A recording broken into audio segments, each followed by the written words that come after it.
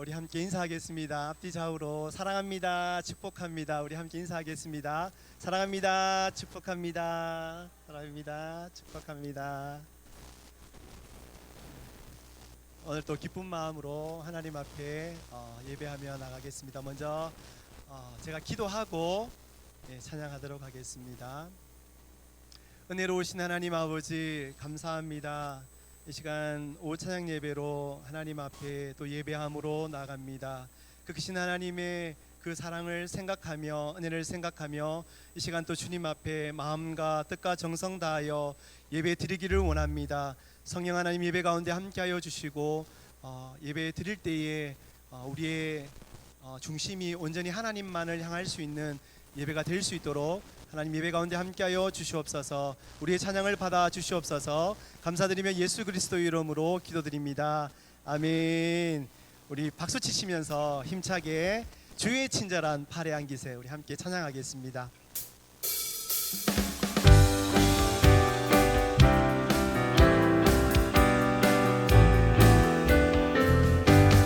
주의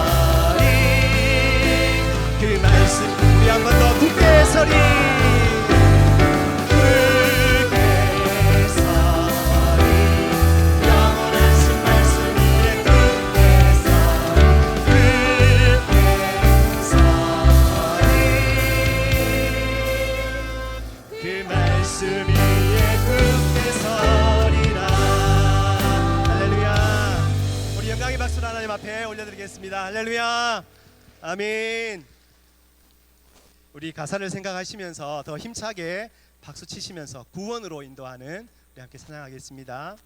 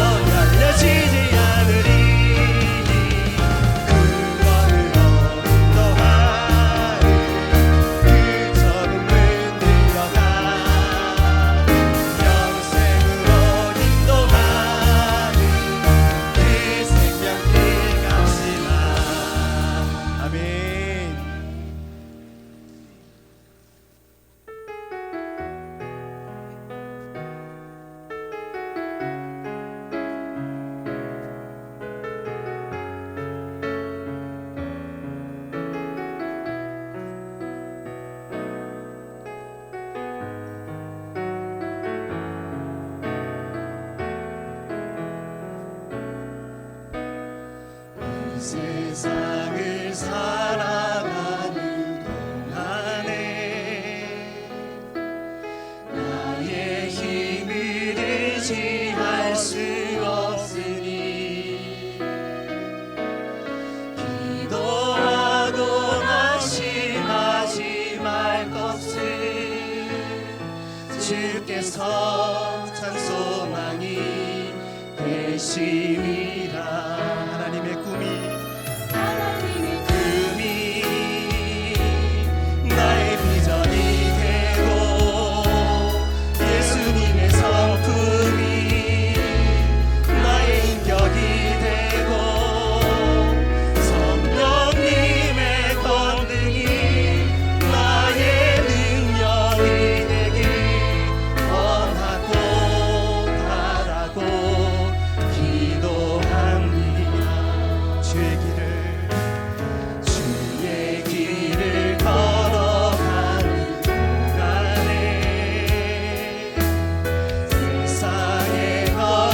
맞이할 수 없으니 감사하고 낙심하지 말 것을 주께서 참 기쁘니 계시리라. 하나님의 꿈이 나의 비전이 되고 예수님의 성품이 나의 인격이 되고 성령님의 권능이 나의 능력이 되길 원하고 바라고 기도한 하나님의 꿈이 나의 비전이 되고 예수님의 성품이 나의 인격이 되고 성령님의 권능이 나의 능력이 되길 원하고 바라고. 우리 한 번 더 고백하겠습니다. 하나님의 꿈이 나의 비전이 되고 예수님의 성품이 나의 인격이 되고 성령님의 권능이 나의 능력이 되길 원하고 바라고 기도합니다. 시간 예배를 위해서 잠시 합심하여 함께 기도하겠습니다. 하나님, 이 시간 하나님 앞에 고백한 것 같이 하나님의 꿈이 나의 비전이 되기를 원합니다. 예수님의 성품이 나의 인격이 되기를 원합니다. 성령님의 권능이 나의 능력이 되어서 하나님 온전히 하나님 앞에 온전한 주님의 삶으로 살아드릴 수 있는 저희들이 될 수 있기를 원합니다. 이 시간 이러한 마음으로 하나님 앞에 기도하며 또 예배 가운데 성령 하나님 함께하여 주시옵소서 하는 마음으로 하나님 앞에 기도드리겠습니다. 하나님 아버지, 이 시간 주님 앞에 올려드렸던 예배처럼 하나님 앞에 온전한 예배와 찬양을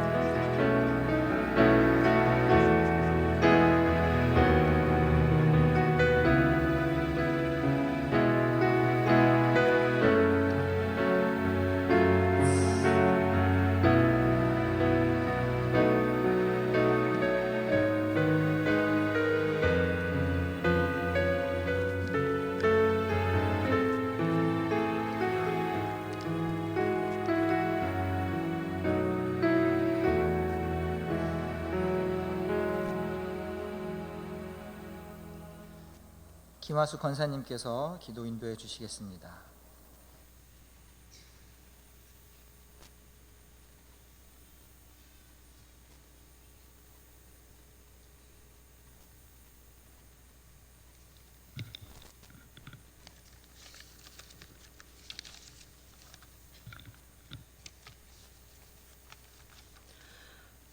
사랑과 은혜가 풍성하신 하나님 아버지, 오늘도 귀하고 거룩한 주일을 맞아 아버지 앞에 예배드리게 하시고 또 오후 찬양 예배의 자리로 인도하심을 감사드립니다.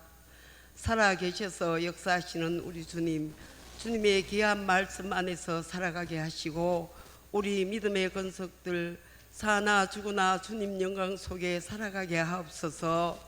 하나님 아버지, 우리가 주님을 믿는다고 하지만 때때로 주님의 마음을 아프게 하고 죄 가운데 살아왔음을 회개합니다. 용서하여 주시옵소서. 죄된 옛 사람은 벗어버리고 새로운 피조물로 거듭나는 참 하나님의 자녀들이 다 되게 하옵소서. 우리 김영수 유 목사님, 그동안 많은 세월 속에 저희 양떼들을 위하여 많은 수고와 희생을 하셨습니다. 남은 목사님의 삶을 주님께서 책임져 주시고 위로하여 주시옵소서. 또한 새로 오실 목사님 정빙을 위하여 장로님들과 온 교우들이 기도 중에 있습니다. 훌륭하신 목사님, 사랑이 넘치는 목사님을 보내주셔서 우리 교회가 더욱 사랑이 넘치는 은혜의 교회가 되게 하옵소서. 이 시간 박종현 목사님께서 하나님의 귀한 말씀 전하실 때 아멘으로 화답하며 말씀을 깨닫게 하시고 주님의 말씀으로 승리하는 삶이 되게 하옵소서. 육신의 질병과 마음의 고통으로 힘들어하는 성도들과 가족들을 하나님의 크신 사랑으로 치유하여 주시옵소서. 합주단의 찬양을 기뻐 받아주시고 지휘자를 비롯하여 모든 찬양단들 한 사람 한 사람 축복하여 주시고 주님 앞에 서는 날까지 입술의 찬양이 끊이지 않게 하옵소서. 처음 시간입니다. 마치는 시간까지 은혜의 시간 되게 하옵소서. 하나님 아버지 감사합니다. 우리를 죄에서 구원하시는 예수님의 이름으로 기도드립니다. 아멘.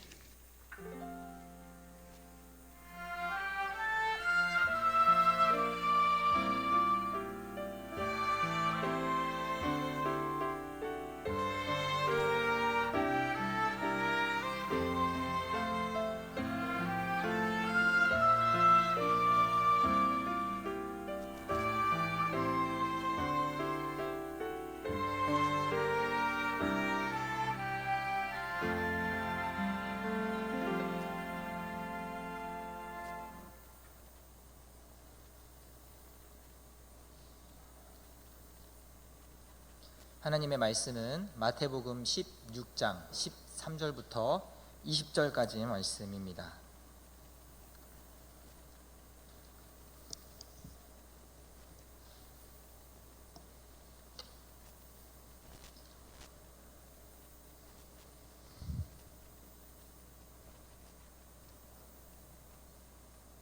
예수께서 빌립보 가이사랴 지방에 이르러 제자들에게 물어 이르시되 사람들이 인자를 누구라 하느냐?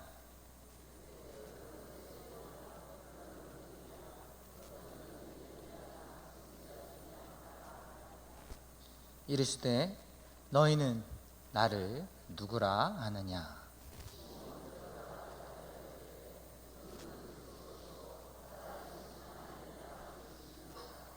예수께서 대답하여 이르시되 바요나 시몬아 내가 복이 있도다. 이를 내게 알게 한 이는 혈육이 아니요 하늘에 계신 내 아버지시니라.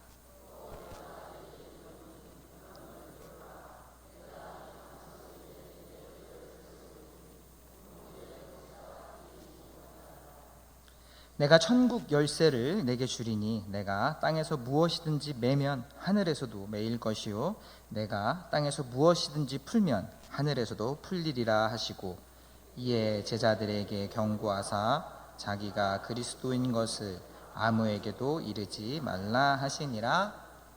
아멘. 합주단에서 하나님께 찬양하겠습니다.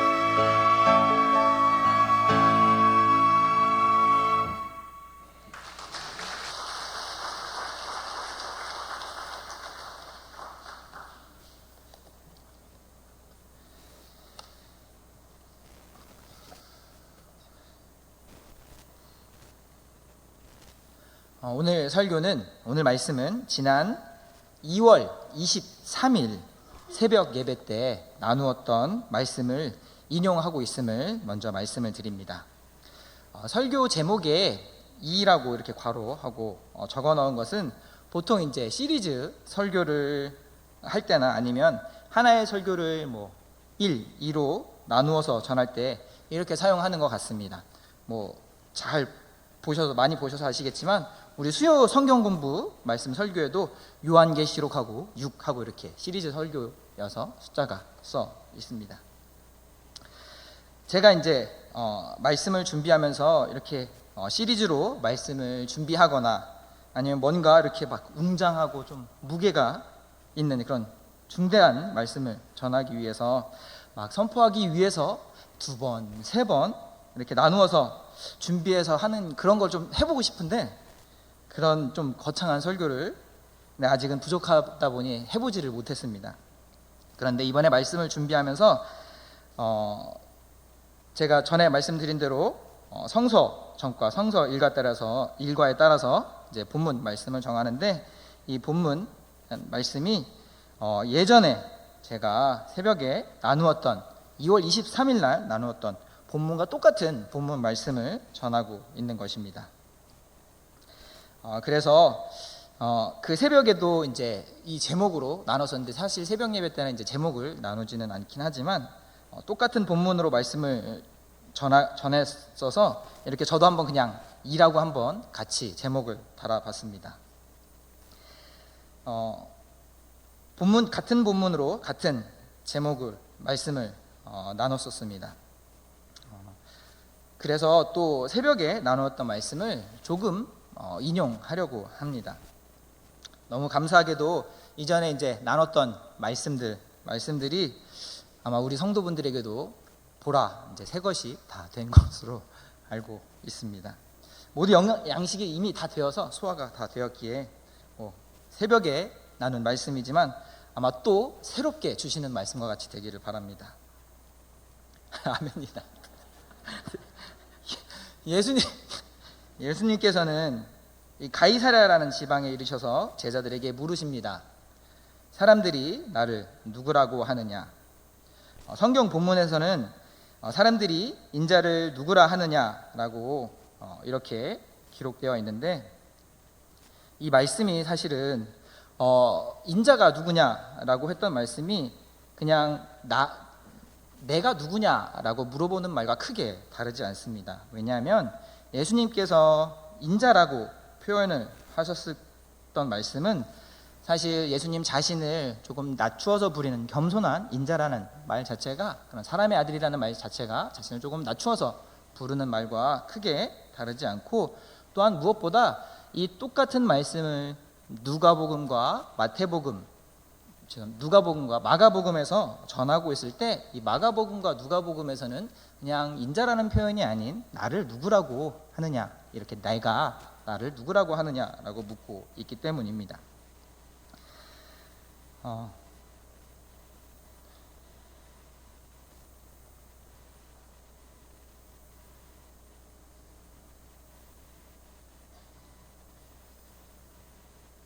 예수님께서 그렇게 제자들에게 사람들이 나를 누구라고 하느냐라고 묻습니다.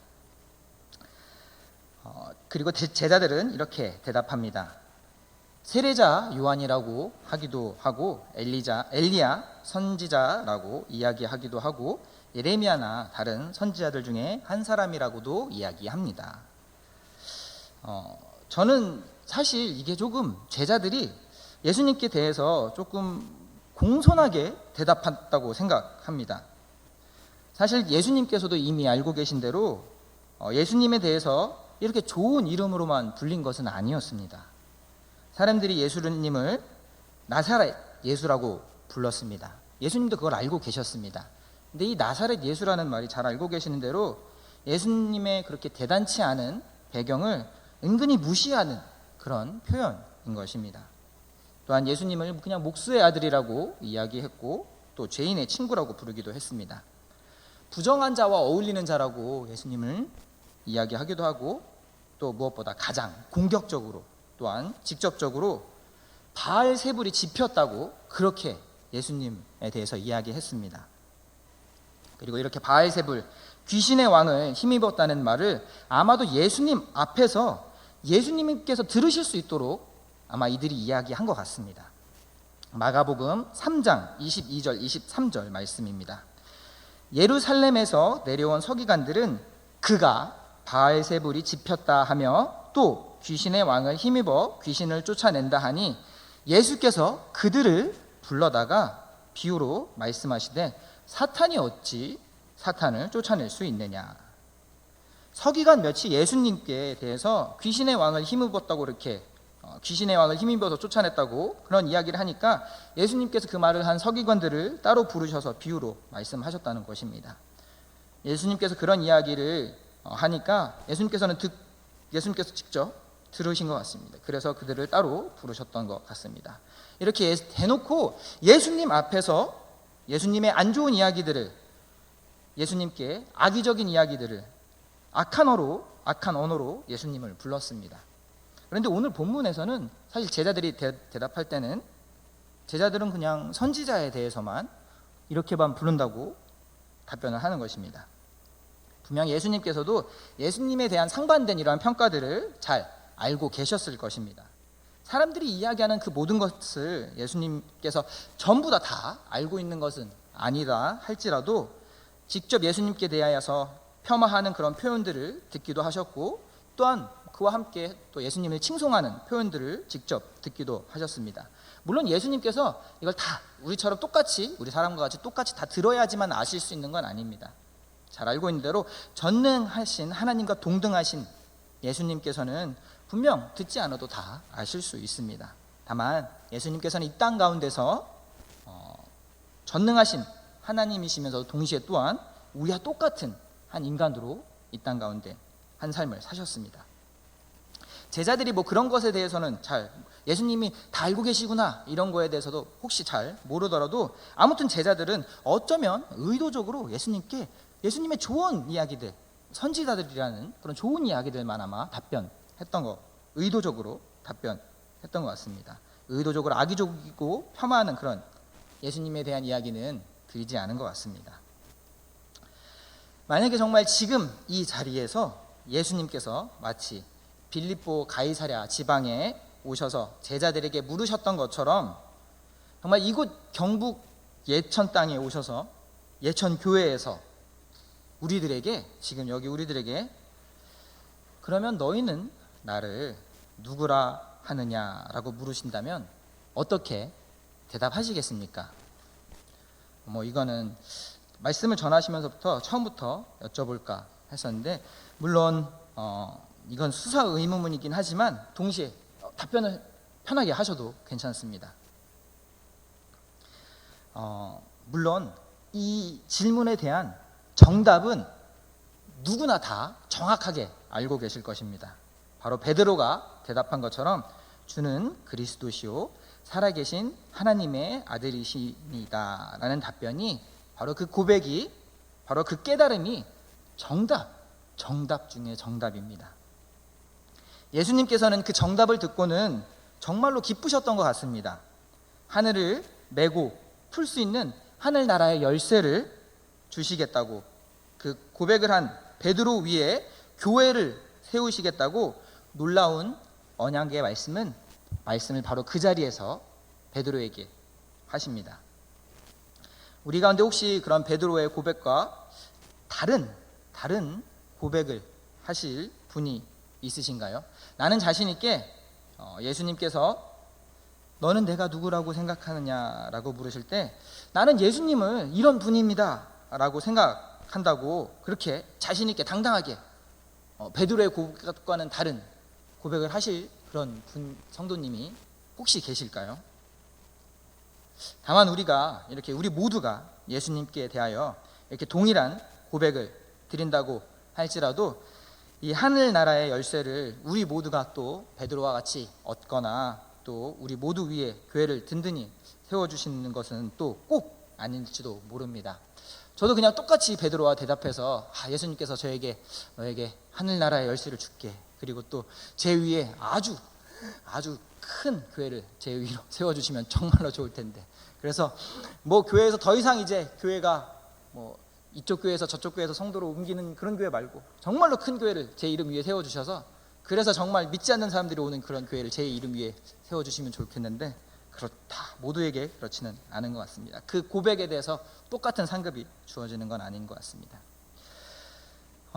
그렇진 않더라도 이 우리가 고백과는 별개로 사실 현실의 우리의 자리는 때로는 우리가 드리는 이 고백과는 조금 다른 삶을 살고 있는지 모르겠습니다. 때로는 우리가 드리는 고백에 비추어 볼 때 우리의 현실은 조금은 부끄럽지 않나 그렇게 돌아보게 될 때가 있습니다. 우리가 드리는 고백이 정말로 무색할 만큼 그리스도이신 예수님을, 하나님의 아들이신 예수님을 우리의 삶은 인정하지 못한 삶을 살아가고 있지 않나 생각하게 됩니다. 오늘 말씀에서 바로 그 베드로의 놀라운 그 어떤 것과도 비교할 수 없는 그 언약의 말씀을 받게 되는 그 자리 가운데 이어서 베드로는 사탄이라는 책망을 받게 됩니다. 아마 베드로도 크게 다르지 않았을지도 모릅니다. 그렇다고 한다면 어떤 의미에서 저는 차라리 이 예수님을 죄인들과 함께 하는 죄인들의 친구라고 불렀던 그런 기득권자들이나, 아니면 정말 예수님을 미쳤다고 이야기했던 예수님의 친족들이나, 귀신의 왕을 힘입었다고 말했던 그런 관리자들, 서기관들, 그런 기득권자들, 어쩌면 그들이 어떤 의미에서 더 진솔하고 진정성이 있지 않았나 생각하게 됩니다. 예수님을 정말로 하나님의 아들이라고 부르고 그리스도라고 부르면서 바르게 따르지 못하고 예수님의 가르침대로 살지 않는 그런 일들이 많습니다. 예수님을 그리스도로 고백은 하지만 그렇지 않은 사람들, 믿지 않는 사람들, 불신자들과 다르지 않는, 크게 별로 다르지 않는 삶을 사는 사람들이 적지 않은 것입니다.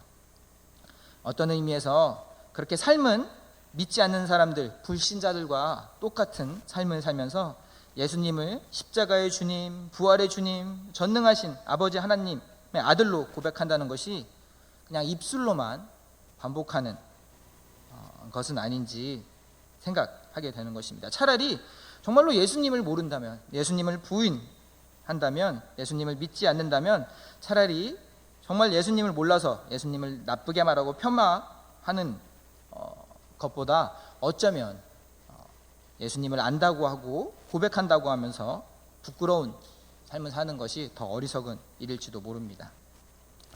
예수님 당시에 최소한 예수님을 정말로 몰라서, 사실 그 당시에는 이미 수많은 거짓 선지자들과 거짓 기름 부으심 받았다고 하는 그런 사람들이 너무나도 많아서 그들 때문에 너무나도 지쳐서 예수님을 알아볼 수 없었던 이들도 있었을 것입니다.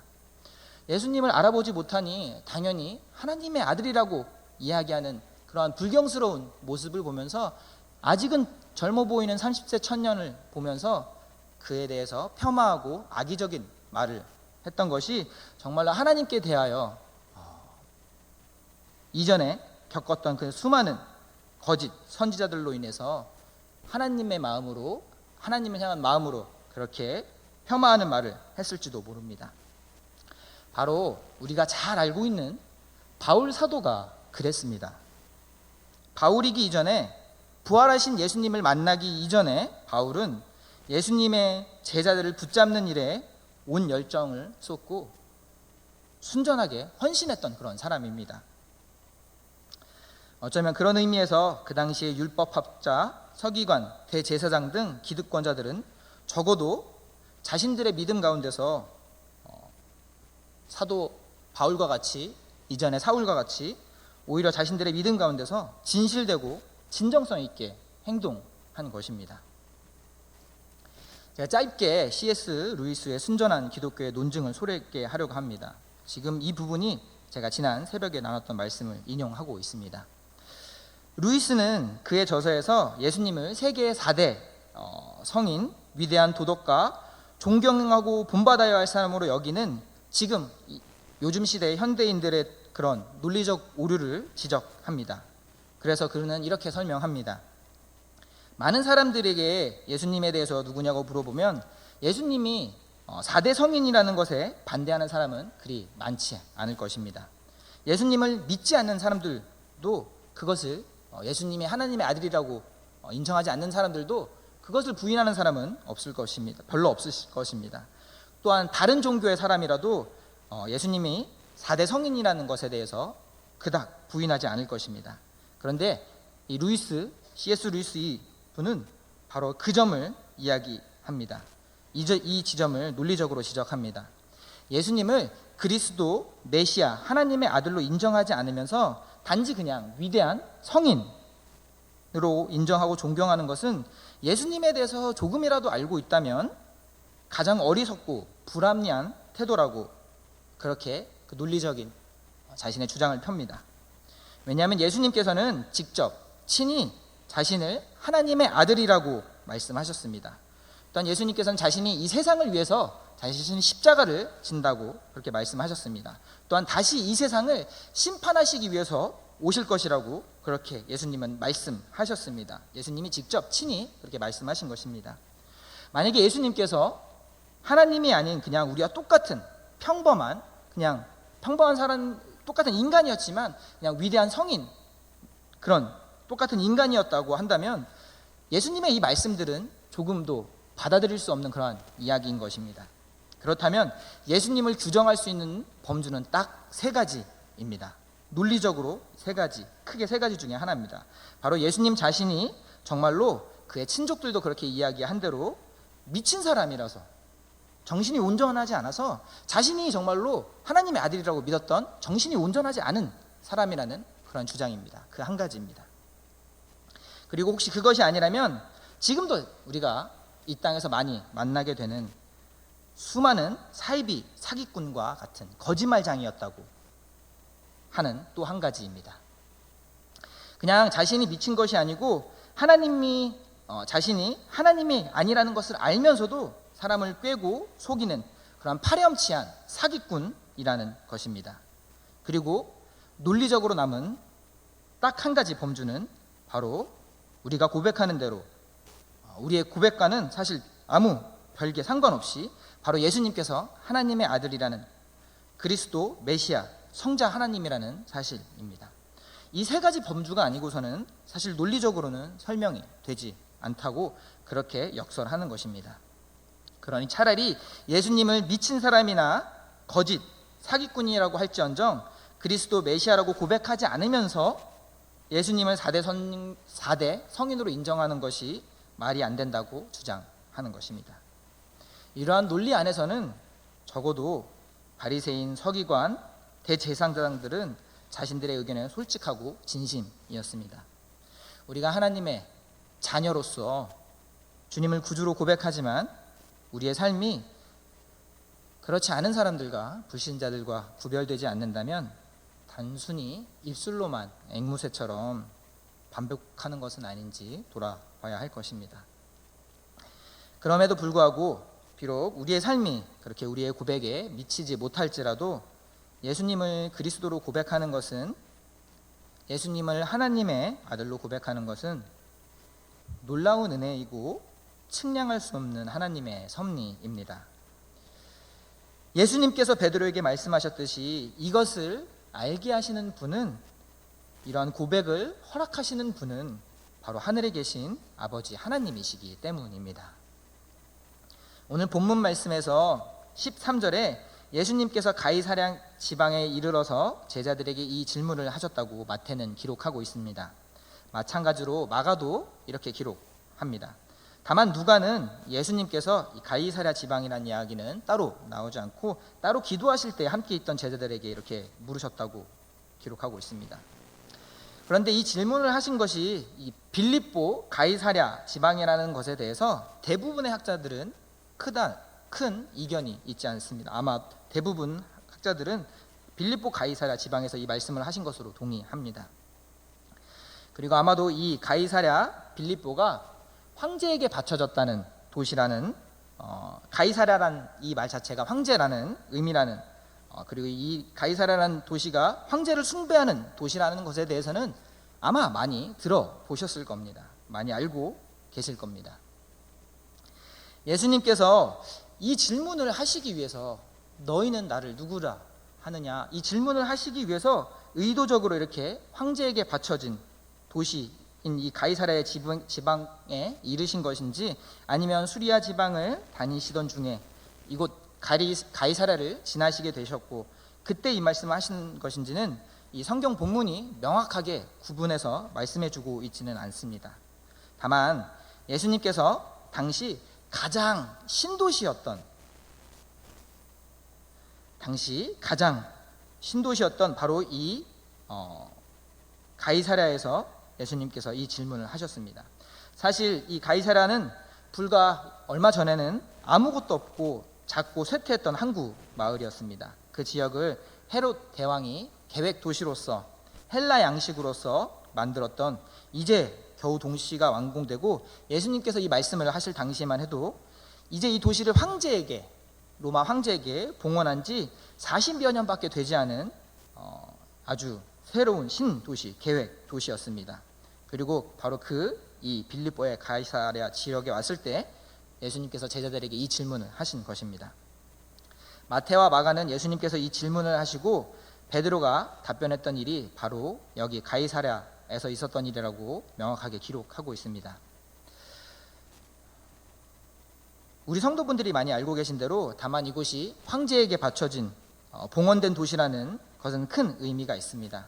세상의 황제의 도시에서 베드로는 예수라는 그저 30대의 젊은 청년의 예수라는 사람이 하나님의 아들이시라고 기름 부으신 이스라엘이 기다렸던 바로 세상의 구주라고 그 황제의 도시에서 고백한 것입니다. 다만 이 복음서가 읽힐 당시, 이 복음서가 마태복음, 마가복음, 이 복음서가 전해져서 읽힐 당시에는 우리가 알고 있었던 이 황제라는 도시 이외에도 어쩌면 그 말씀을 읽었던 성도들에게는 더 큰 의미가, 깊은 의미가 있었던 것 같습니다. 복음서가 기록되고 또한 성도들에게 읽힐 당시에 사실 이 가이사랴는 조금 더 특별한 의미가 있었습니다. 가이사랴가 단지 황제에게 바쳐진 도시일 뿐만 아니라 당시에는 해상 무역의 중요한 거점으로서 부유하고 권력이 있는 많은 기득권자들이 거주했습니다. 다수는 헬라인들이었지만 당시의 유다 백성들 중에서도 부유하고 권력이 있었던 많은 상인들과 또한 유대 행정 관계자들도 이 가이사랴에 거주했습니다. 그런데 이들 유력한 헬라인들과 유대인들 사이에는 끊임없이 이 도시에서 갈등이 있었습니다. 그리고 결국 주후 66년에 이 헬라인과 유대인 사이에 극심한 분쟁이 일어나게 되고 헬라인들에 의해서 이 가이사랴에 거주하는 유대인들이 2만 명이나 학살되는 비극이 벌어졌습니다. 이 당시 가장 권위 있는 역사적 기록을 한 요세푸스의 유대 고대사와 유대 전쟁사에는 이를 매우 중대하고 비중 있는 역사적 사실로 다루고 있습니다.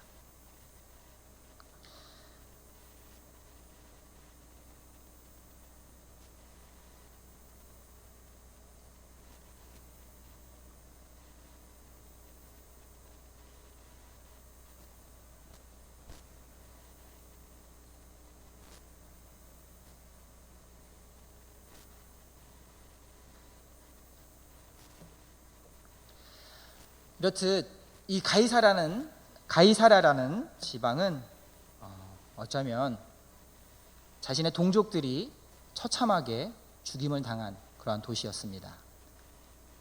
말씀이 전해지고 기록되고 이 복음서가 읽힐 때는 자신들의 동족들이 그곳에 이 가이사랴에서 예수님께서 이 질문을 하셨다는 것을 읽었을 때는 그렇게 이곳이 정말로 비참한 도시라는 것을 너무나도 잘 알 수 있었습니다.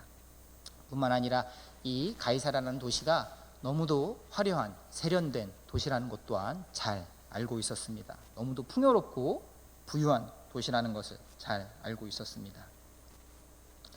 그러한 가운데 예수님께서 제자들에게 물으신 것입니다. 이렇게 예수님께서 가이사랴에서 물었을 때는 제자들로서는 그 말씀을 읽는 또한 성도들로서는 그저 황제의 도시일 뿐만 아니라 예수님께서 그 모든 고난 가운데 자신의 동족들이 2만 명이나 생명을 잃었던 그 도시 가운데서도 주님께서는 고난 가운데서도 하나님의 아들이심을 고백하는 바로 그 신앙을 일깨워주는 곳이었습니다. 뿐만 아니라 세상의 모든 풍요로움과 부유함 가운데도 그것만이 아닌 베드로를 통해서 말씀해 주신 것처럼 세상의 모든 고난과 십자가와 자기를 부인하는 길 가운데서 예수님께서는 또한 예수님께서 허락하시는 모든 풍요로움과 부요함만이 아닌 우리의 삶 가운데는 끝없는 고난과 어려움이 찾아올 수밖에 없음을 또한 가이사랴를 통해서 말씀해 주고 있는 것입니다. 오늘 전하고자 하는 말씀은 무엇보다 우리가 입술로만 고백하는 신앙 가운데서 우리의 입술의 고백과 우리의 삶이 이렇게 주님 앞에 보시기에 합당한 삶으로서 우리의 삶의 현실도 주님 기뻐하시는 고백이 되어야 한다는 것입니다. 다만 이 말씀을 준비하면서 저도 제 스스로 정말 이 말씀과 같이 내가 그냥 입술로만 고백하는 것이 아니라 그저 베드로가 말씀 가운데 예수님을 하나님의 아들로 고백하고 나서 곧이어서 그 베드로에게 사탄의 아들이라고 책망하셨던 것 같이 마찬가지로 베드로도 그저 입술로만 고백했던 것은 아닌지 모릅니다. 베드로는 또한 그저 이 땅 가운데 통치자로 오실 헤롯 왕보다 로마 황제보다 더 큰, 더 위대한 도시를 건설할 그러한 위대한 정치적 지도자로서 예수님을 바라봤던 것은 아닌지, 그러한 가운데 예수님께서는 베드로에게 사탄이라고 큰 책망의 말씀을 하십니다. 다만 우리의 삶이 이렇게 입술과는 구별되는, 우리의 고백과는 구별되는 삶의 현실 가운데서 우리의 고백과 우리의 삶이 함께 나아갈 수 있도록 주님께서는 오늘 말씀을 통해서 우리에게 강력하게 부르시고 또한 절대적으로 우리를 그렇게 부르시는 것입니다. 제가 이렇게 말씀을 준비하면서 또한 묵상하면서 주님, 저도 그저 제가 입술로만 고백하는 것이 아니라 저도 정말로 주님 앞에서 변화된 삶으로, 주님 기뻐하시는 삶으로 나아가길 원합니다 라고 고백하면서, 사실 이 말씀을 준비하면서도 제가 제 자신을 너무나도 잘 알기 때문에, 제가 제 자신을 다 보고 있기 때문에 그저 똑같이 저도 이 말씀을 준비하면서 하나님께서 나의 삶 가운데서도 주님 기뻐하시는 삶으로 부르시는구나, 그런데 여전히 나의 모습은 변화되지 않고 육신의 모습이 그대로이고 지금의 이 모습인 것이 너무나도 마음이 비통하고 비참했던 것 같습니다. 그러면서 오히려 주님, 어떻게 해야 합니까? 어떻게 해야 할까요? 그렇게 되물었던 것 같습니다. 예수님께서 지금 나에게 오셔서 너는 나를 누구라고 생각하느냐고 물으신다면 저는 되려 주님, 저도 주님을 하나님의 아들로 고백하고 그냥 입술로만 고백하는 것이 아니라 정말 그 삶 가운데 변화된 삶을, 주님께서 기뻐하시는 삶은 더 이상 육신의 삶이 아닌, 옛것의 삶이 아닌 새 것이 된 삶을 살기를 원하지만 여전히 저의 모습은 지금과 같습니다. 주님, 정말 어떻게 해야 하나요? 너희는 나를 누구라 하느냐라는 그 질문 앞에 저는 되려 주님께, 주님, 정말 저는 어떻게 해야 할까요? 라고 반문할 것 같습니다. 되려 저는 질문을 할 것 같습니다.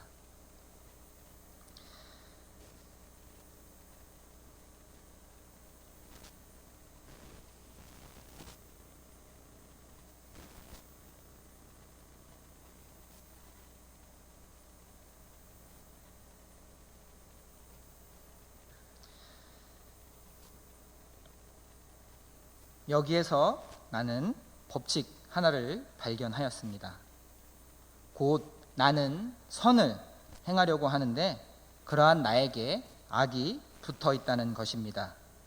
나는 속사람으로는 하나님의 법을 즐거워하나 내 지체에는 다른 법이 있어서 내 마음의 법과 맞서서 싸우며 내 지체에 있는 죄의 법에 나를 포로로 만드는 것을 봅니다. 아, 나는 비참한 사람입니다. 누가 이 죽음의 몸에서 나를 건져 주겠습니까? 로마서 7장 21절부터 24절의 말씀, 세번역 말씀입니다. 주님, 저의 이 비참한, 이 곤고한 저의 모습 가운데서 주님, 정말 저는 어떻게 해야 합니까? 가이사랴에서 너는 나를 누구라고 하느냐라고 물으셨던 주님은 가이사랴에서는 그렇게 물으셨을지라도 사실은 언제나 항상 저에게 이렇게 말씀하고 계셨습니다. 가이사랴에서는 너가 나를 누구라고 생각하느냐라고 물으셨다면 사실 예수님께서는 저와 항상 함께 하시며 항상 이렇게 말씀해 주셨습니다. 너는 나를 누구라고 생각하니? 나는 너를 종연이라고 부른다. 나는 너와 더 함께 있고 싶어서 그 십자가를 지고 죽음 가운데서 다시 일어났어. 난 너와 더 함께 있고 싶고 너가 부족하고 연약한 것을 너무나도 잘 알고 있어. 너는 나를 누구냐고 물으시는 주님께서는 언제나 저를 종연이라고 부르고 계셨습니다. 제가 부족하고 연약한 모든 것들을 아시고 그 가운데서도 언제나 주님 곁으로 불러주시며 주님의 자녀 삼아주시며 주님의 기뻐하시는 일 가운데 함께 하시기를, 함께 할 수 있기를 언제나 저를 인도하시는 주님이셨습니다. 혹시 우리 가운데 나의 연약함 가운데, 나의 부족함 가운데 그저 나의 삶이 변하지 않는 가운데 그냥 입술로만 고백하는 내 자신이 비참하고 부끄럽 사람이 있다면 주님께서 나를 종연이라고 불러주시는 바로 그 주님께서 항상 함께하고 계셨고 지금 또 더욱더 깊이 우리 성도님들을 만나주시기를 간절히 원합니다. 혹시라도 주님에 대해서 아직도 잘 모르고 있다라고 한다면, 아직도 잘 믿기 어렵다고 한다면 도마에게 창자리와 못자국 난 손을 만지게 하시면서 주님이라고 주님을 보여주셨던 그런 놀라운 일들이 우리 성도님들에게 있어지기를, 그래서 온전히 주님을 그리스도시고 살아계신 하나님의 아들로 고백할 수 있게 되기를 간절히 원합니다. 무엇보다 너희는 나를 누구라 하느냐라고 부르시는, 말씀하시는 그 주님 앞에 진정 우리의 삶이 다시 한번 삶이 변해서 주님과 함께 걷기를 원한다고 한 걸음 더 나아가는 그 다짐과 결단이 더욱더 깊어지는 그런 저와 여러분이 되기를 원합니다.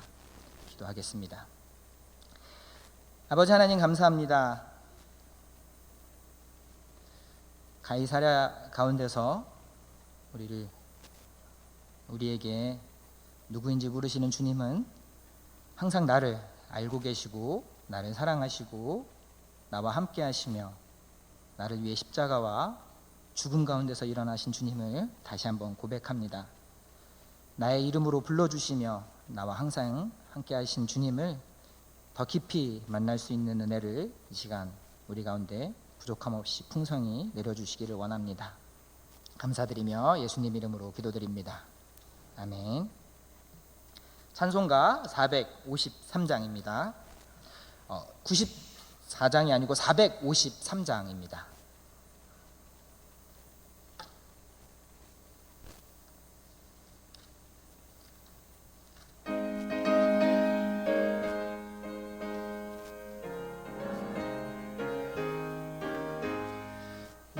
예수도 알기 원하네. 크고도 넓은 은혜와 계속해 주신 사랑을 간절히 알기 원하네. 내 평생의 소원, 내 평생의 소원, 계속해 주신 사랑을 간절히 알기. 성령이 스승되셔서 진리를 가르치시고 거룩한 뜻을 깨달아 예수를 알게 하소서. 내 평생의 소원, 내 평생의 소원, 계속해 주신 사랑을 간절히 알기 원하네. 성령의 감화 받아서 하나님 말씀 배우니 그 말씀 한 절 한 절이 내 맘에 교훈 되도다. 내 평생의 소원, 내 평생의 소원, 계속해 주신 사랑을 간절히 알기 원하네. 예수가 계신 보좌는 영광에 들려 있도나 평화의 왕이 오시니 그 나라 왕성하도다. 내 평생의 소원, 내 평생의 소원, 계속해 주신 사랑을 간절히 알기 원하네. 위 목사님께서 이후 예배에 인도해 주시겠습니다.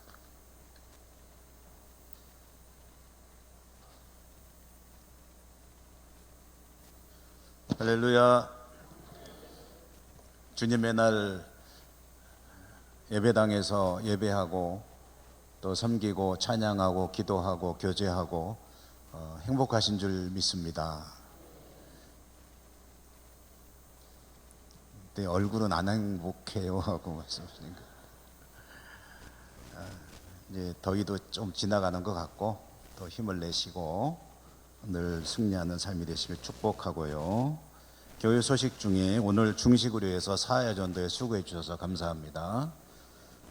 떡과 과일을 제공해 주신 가정, 우리 장로님, 최권사님 가정 감사합니다. 나머지 소식은 주보를 보시도록 하고요.